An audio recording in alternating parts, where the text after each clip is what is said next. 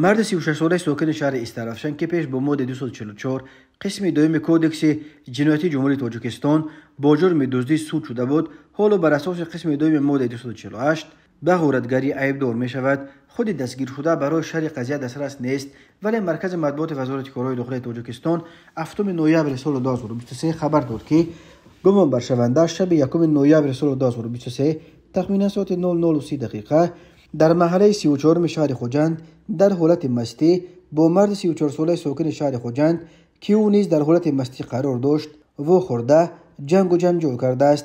سپس ساکن استرافشن ساکن خوجند را حالت کوب نموده به طریق زورآوری از دستش یک عدد تلفن موبیلی تمغه سامسونگ A5 را تصرف نموده از جای حادثه غیب شده است.